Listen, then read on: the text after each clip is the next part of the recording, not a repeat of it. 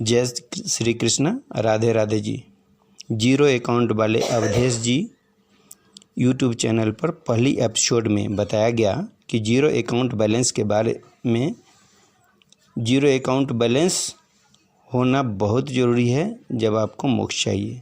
जब तक zero account नहीं होगा तब तक मोक्ष संभव नहीं है।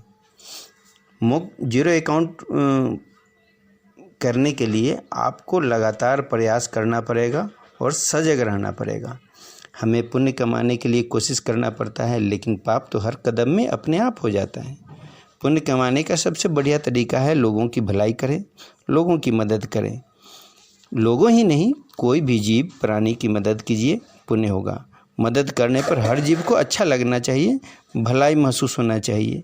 हम जिसको मदद करते हैं उसे अच्छा लगना ज़रूरी है या खुश होना ज़रूरी है।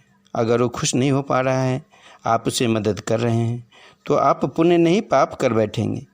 हो सकता है कि वो कह नहीं पाए आगे वाला जीव, लेकिन ये आपको समझना पड़ेगा।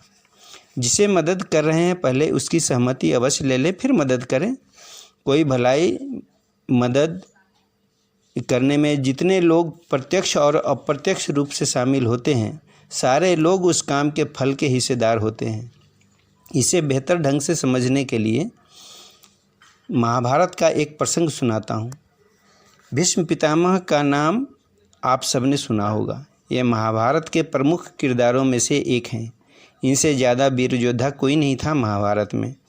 फिर भी इनके पूरे शरीर को सैकड़ों बाणों से भेदा गया और सारे बाण उनके शरीर को छेद कर आर पार कर गए। उसी अवस्था में बाणों की शैया पर भीष्म पितामह की मृत्यु हुई थी। पहले युद्ध सूर्योदय के बाद शंखनाद से शुरू होता था और सूर्यास्त से पहले शंखनाद से बंद किया जाता था। जब भीष्म पितामह अर्जुन के बाणों से छलनी होकर कुरुक्षेत्र में मैदान में पड़े थे, तो श्री कृष्ण उनसे मिलने पहुँचे। श्री कृष्ण को देखकर भीष्म पितामह श्री कृष्ण से पूछते हैं, हे केशव, तुम तो भगवान हो ना? श्री कृष्ण बोलते हैं, नहीं पितामह, मैं तो आपका पौत्र हूँ। फिर भीष्म पितामह बोले, अब तो झूठ मत बोलो, मैं तुमसे कुछ पूछना चाहता हूँ। श्री कृष्ण बोले, पूछिए पितामह, सही जवाब देने की पूरी कोशिश करूँगा। भीष्म पितामह बोले कि मैंने ऐसा कौन सा कर्म किया है जिसके कारण मुझे आज बाणों की सैया पर, घर से बाहर, युद्ध मैदान में, अकेले सुनसान में, भूखे प्यासे समय बिताने, जिंदगी के अंतिम क्षण बिताने के लिए मैं विवश हूँ। पिछले 99 सालों की जीवन को मैंने देखा है। ऐसा मैंने कुछ नहीं किया है जो आज मुझे ये पल बिताना पड़ रहा है।